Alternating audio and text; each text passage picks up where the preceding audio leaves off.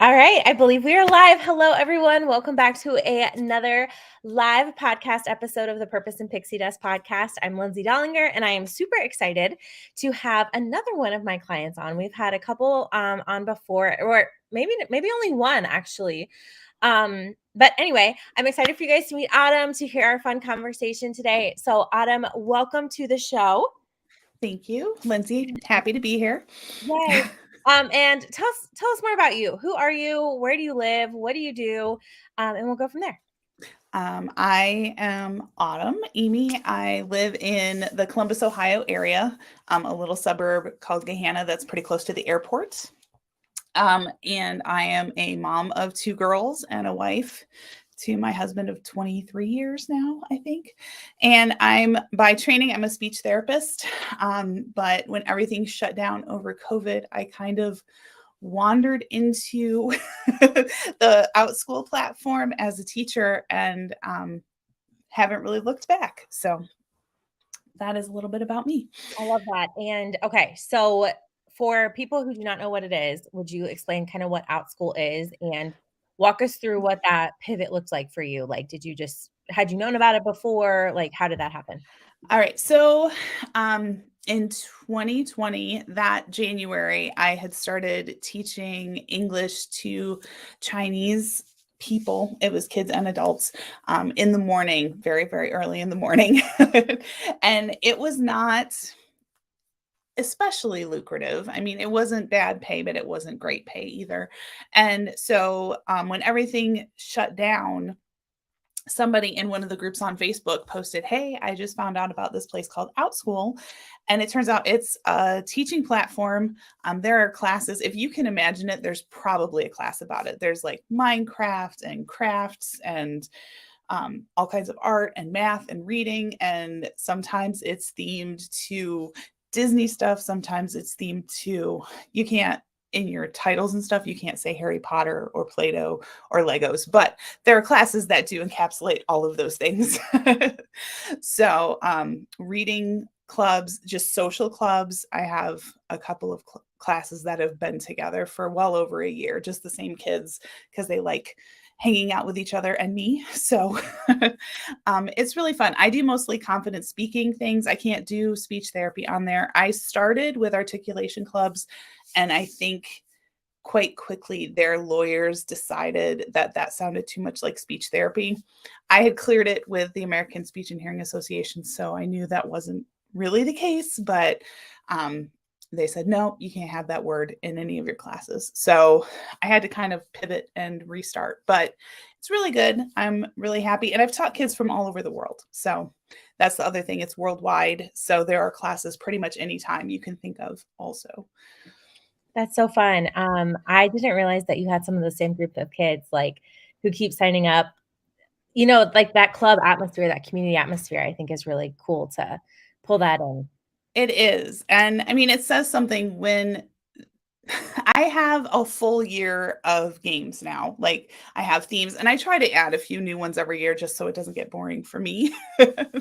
But the kids look forward to it. I'm like, hey, next week we're going to play the one that's about this. And they're like, oh, I love that one. So they've played it 2 or 3 times already, which means that I've been with them for quite a long time. But Oh, yeah. that's so fun. I love that. Now, you also do things with Teachers Pay Teachers. So explain to us what that is and how you do that.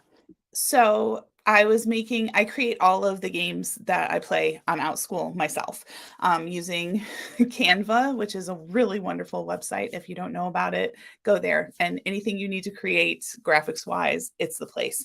But I create all of the things in there. And I was like, when I was a speech therapist, I would have loved to have found, when I was just doing speech therapy, I'm still a speech therapist. But I would have loved to have found things like this on Teachers Pay Teachers, which is a website where you can post any teaching tools really. And it could be anything from, classroom decor. It can be keeping your attendance or your records, all of that kind of things, or actual lessons that you do. I know there's escape rooms and just if you can think of it, it's probably on Teachers Pay Teachers. And I thought, hey, maybe some people would like to pay for the things that I've created for my classes. I do ask that they not be used on Outschool since that's where I use them. But otherwise, I think they're great for in a classroom. You can have kids play on an iPad, or you can print them out. It can be digital or paper copy. So, yeah. Love that. And I love that you were just taking something that you're already making anyway. And you're like, okay, let's find a way that I can also profit from this and make money from this. And Teachers Pray Teachers, I think, is a really great resource for anyone listening who is an educator in any sort of way, a traditional classroom setting. I was going to say, whether you're a parent or a teacher or a speech therapist, or I know the occupational therapy stuff, physical therapy, probably. So a lot of things. Yeah. Yeah. And that's really awesome because it's that passive income where like you can put it up and people can find it without you having to, be recruiting people or different things like that. Yes. Yeah. The great part is it's just me. The really hard part sometimes is it's just me. So yeah, it's like that in any business, right? Yes. Yes. Okay. So I know you are a super busy mama. Tell us a little bit about what sorts of, I wanted to say extracurricular as though you're in school yourself, but what sorts of things do you do in addition to your business, Autumn? So I am a 4-H advisor. I have stepped back from that role just a little bit, but it's something I grew up with and I'm very passionate about. And I've been really, really happy with the opportunities my own children have had and plan to continue making sure other kids have the opportunities in 4-H. A lot of people think it's just agriculture and animals, but they made bottle rockets. They learned how to sew. They learned how to cook, like all kinds of life skills. Bottle rockets is maybe not life skills, but it's physics, which is important. So there's just a lot of science and other things that you can do in 4-H that doesn't have to be animals. We never owned any animals that we took to fair.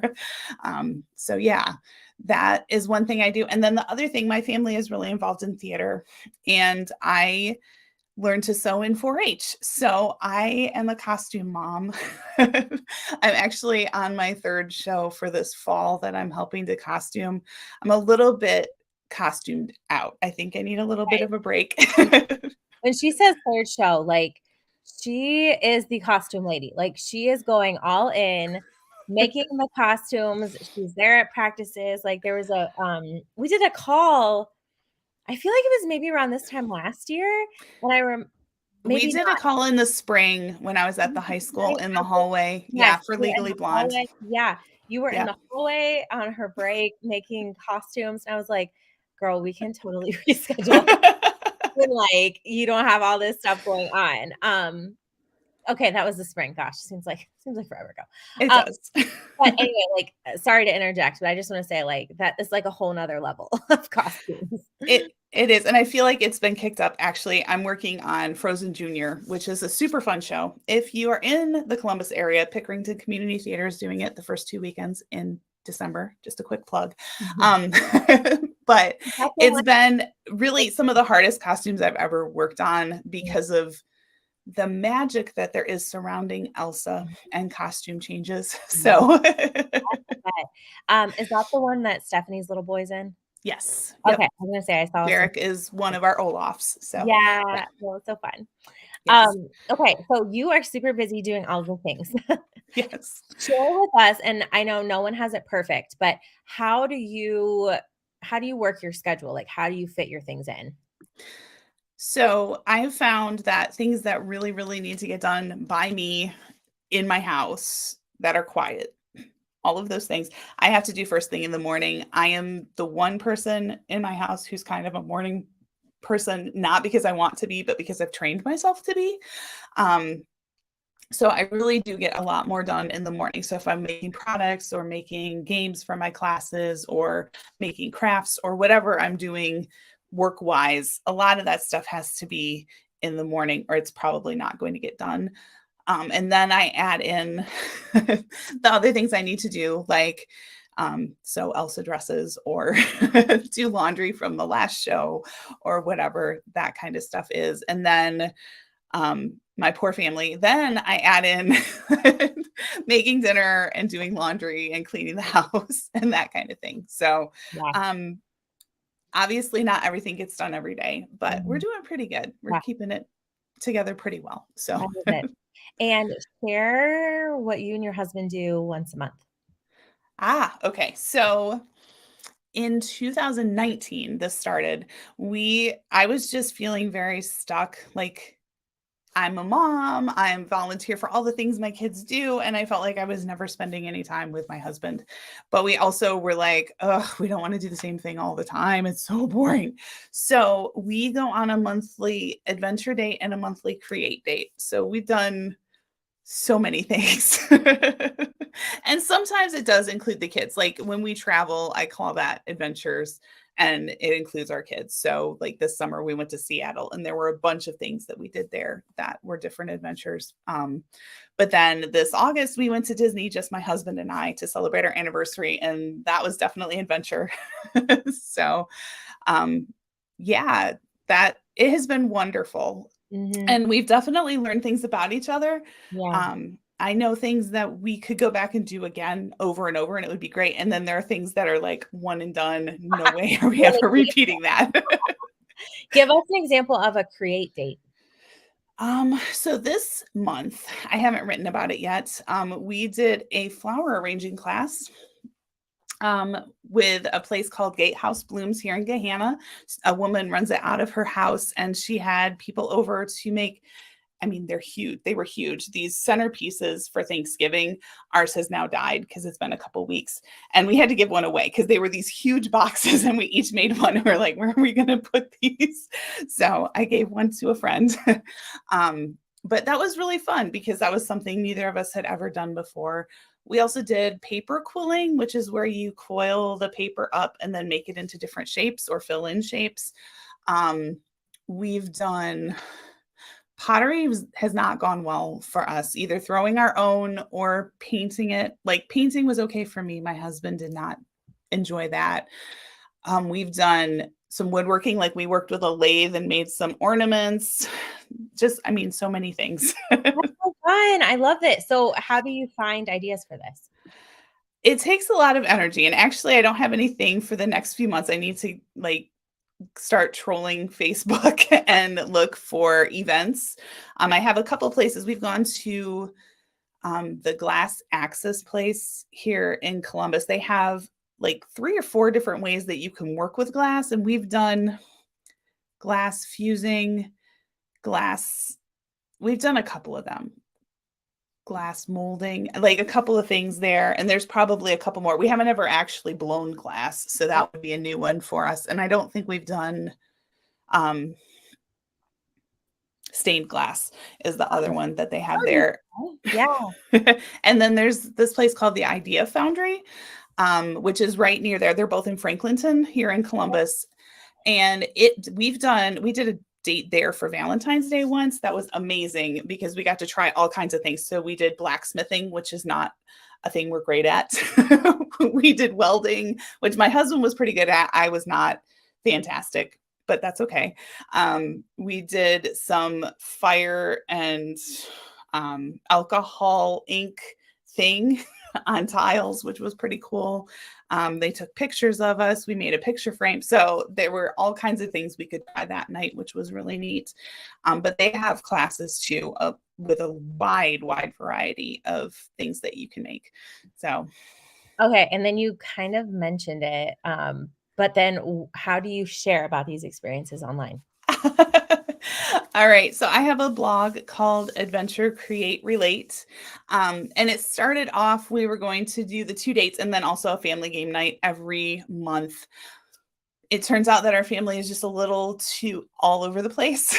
So we do still enjoy family game nights from time to time, but it hasn't been a regular thing for a while. Even when we were here for quarantine, we just didn't really feel we needed more family togetherness. So we would do things online with friends, but usually we didn't have a lot of family game nights then. But those were the 3 things I wanted to write about every month. And I have a record of all the things we've tried, and I can go back and be like, I can't remember, did we like it when we did that or not? So yeah, That's it's so it's smart. really I fun. love that. Well, and I love how literally everything that we have talked about is so you. Like, it's so on brand. Like, Because you also have created classes, correct me if I'm wrong, from some of the stuff from like your 4-H and all of that as well, right? I have, yes. They haven't always been really popular. Like I have a couple of canning classes. I haven't gotten any signups yet, but I know it's going to happen at some point. I have some bug classes which have had some signups. And that's one of my favorites. I joined 4-H because I did a 6th grade bug collection for science class. And he was like, hey, if you really like this, you should look at 4-H. So, yes, my bug classes have been some of the longest running ones for me, actually. Um, yes. Well, And then, because you love that stuff, you love it and you're more likely to talk about it, to share about it. yes, definitely. And for Although I do think people look at me like, really? You like bugs? I'm like, they're now, awesome. You don't understand. way weirder things, let's be real. The more I have, I was gonna say the more I've become an adult. I don't know if that's the right way to phrase it. The older I have become, the more I realize that all the things that we like are insecure about, you're like, no, people are way weirder than me. I am not the weirdest one out there. That is probably very true. Yes. This helped a lot with like posting online and all of that. I'm like, yeah, nope, I don't really care. Oh, um, yeah. I keep it very real online. I'm like, this is who I am. Here we are. well, yeah, and I feel like that's like just so much more natural, like than trying to be something that you're not and then getting caught up in something, you know what I mean? Like, why not just be you? And you're going to attract the people who are your people no matter what. Yes, definitely. Um, Tell us, because I think what you're doing right now for your November posting on your personal wall is really cool. So will you share what you're doing? All right. So this is my 13th year, I think, of doing grateful posts every day. Like I just every day in November, I pick something else to be grateful for. Sometimes it's something really big, like, I'm thankful for my family and my girls and my husband, and I have wonderful things to say about them. Today it was just I'm thankful for patience because I had to go grocery shopping the past 2 days. And if you don't have patience, and also, thankful that we don't have food insecurity. I understand that some people can't have patience around food, and I'm totally not talking about those people. Um, but yeah, so it just helps me, I think, to be in such a grateful place by the time I'm starting to actually think about Christmas and what I need to do for it. Thanksgiving's my favorite meal or my favorite holiday because it's just one day. And yeah, there's a lot of cooking that happens, but it's also you get to enjoy your family and just be grateful. Whereas Christmas just seems like so much work. Because there's still all the cooking, but then there's also the presents and the Right. traveling and There's yeah. a lot of added layers. Yes. Um, you posted, I'm pretty sure, did you post something about you're thankful for your car recently? Was that Yes. yesterday? Today? I saw that and it was so funny because a lot of them that I've read, I've been like, oh yeah, me too. And I was like, yes. Because I have, had instances where my car's not running or for whatever. And guys, that is such an inconvenience. Like, It yes, I'm really thankful is. for my car. Yeah, because there's so many of those things that are just like your daily parts of your life that we forget to be thankful for. And so I've really appreciated your post. It's just like a reminder, like, yes, that's so true. Yes.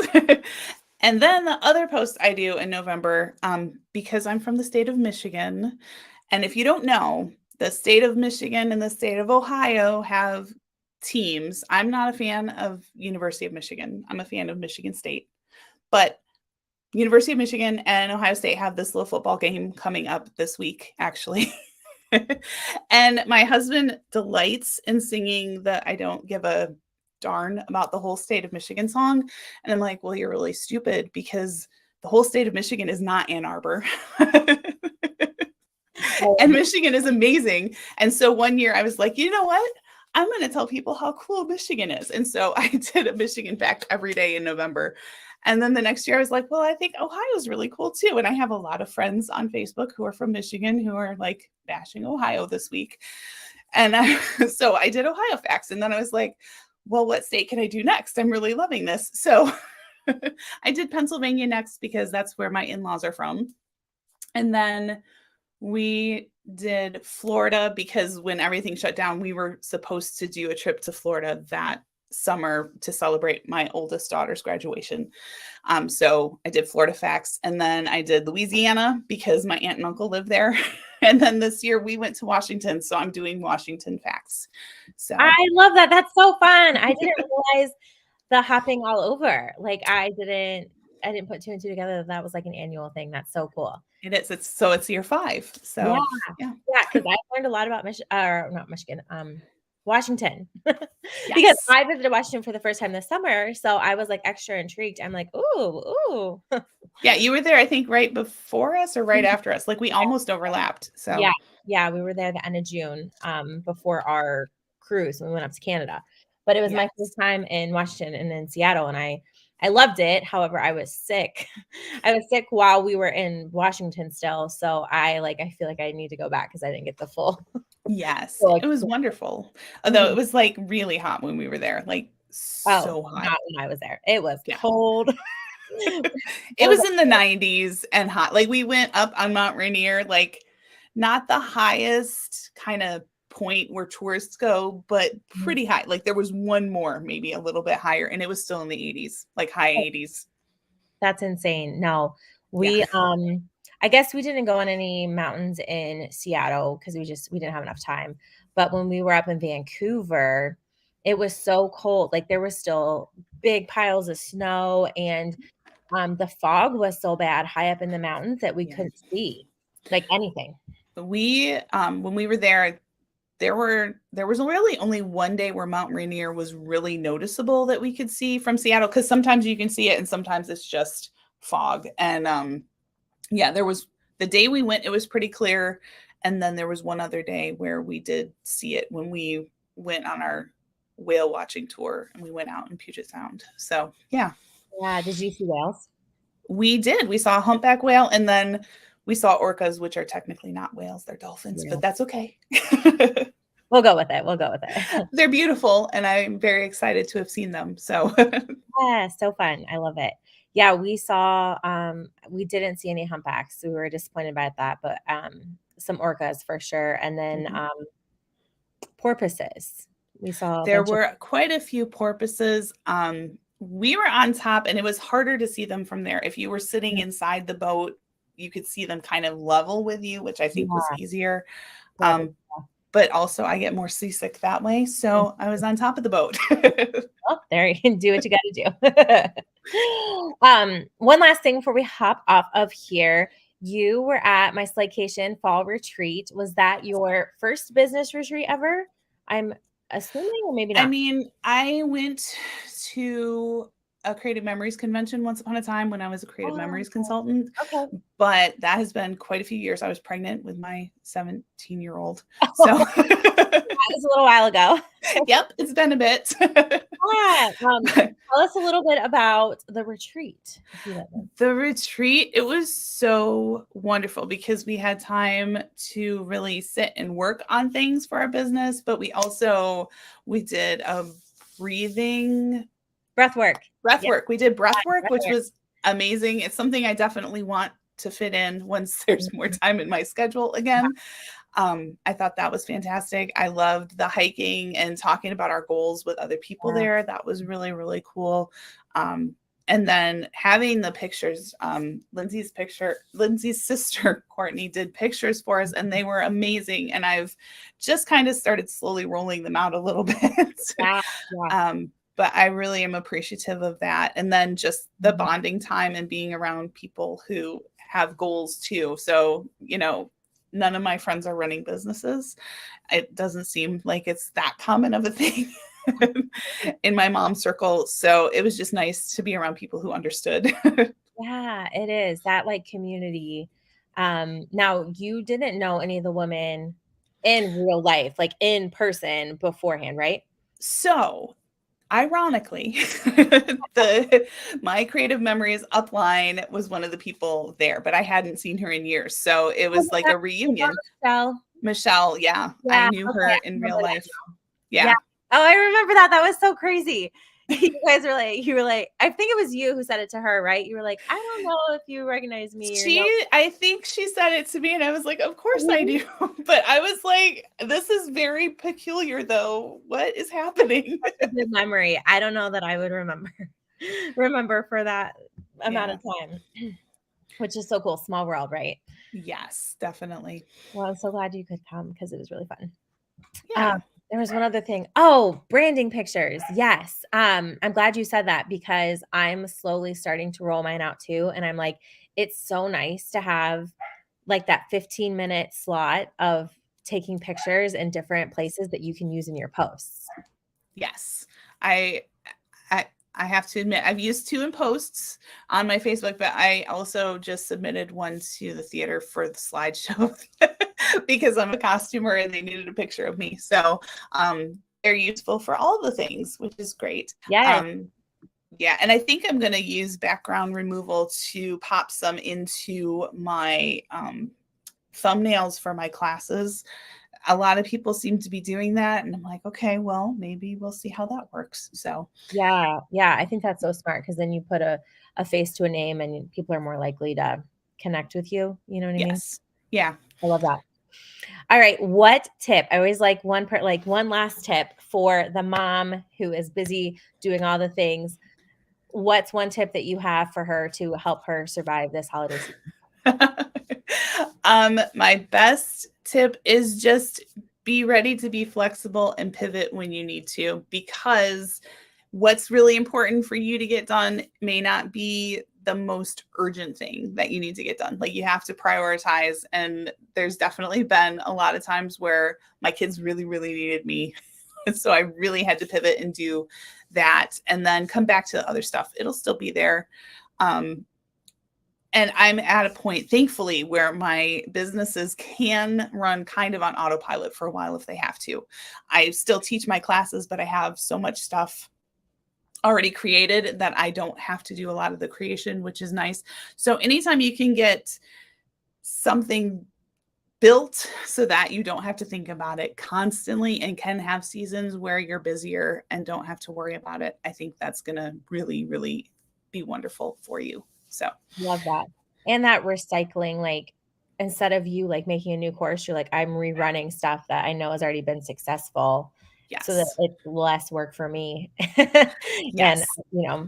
why reinvent the wheel, right? Well, because I'm not going to say that all of the games I've ever created have been 100% successful. I have kids who are very, very honest with me, and they're like, Miss Autumn, this was not a good game. I'm like, okay, we Like won't this play is this one awful. again. They're like, we'll tweak it for next time. I will do something different for next Yeah. time. That is Oh, fine. that's sweet. But you appreciate the feedback. I know you do. I do for sure, because I don't want them to not have fun. Like Right. that's the whole point of it for me is having Yeah. a good time and learning at the same time. I Yeah. think you learn more when you're having fun. So Yeah, 100%. Well, I love this, Autumn. So, for people listening, give us a quick rundown of how people can work with you or how they can sign up for your classes or find you on TPT. And I'll be sure to link all this in the notes too, guys. okay. So on Outschool, I am just Autumn Emigh. That's spelled Emigh because my husband is German and Swedish. And I take no credit for that. So yeah, just look for Autumn Emigh. I have a lot of, like I said, confident speaking, and then I do some crafty phonics classes where we make really, really cute stuff. I'm actually here. I got to show you. This is adorable. This is the Advent countdown calendar we're going to make, and his nose moves around to the different numbers until you get to 1. Oh, So, that's so cute. I love that. Super cute. Super cute. yep. So anyway, he's made from a paper plate. It's fun. Exactly. Yeah, so I have seasonal crafts and then animal crafts that we do.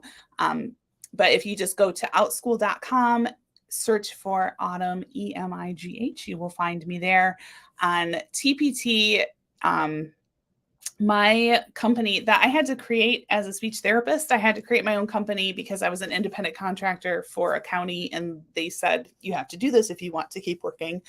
So I started AE Speech and Language Therapy. Wait, Speech and Language Services, Inc. Yes. AE Speech and Language Services, Inc.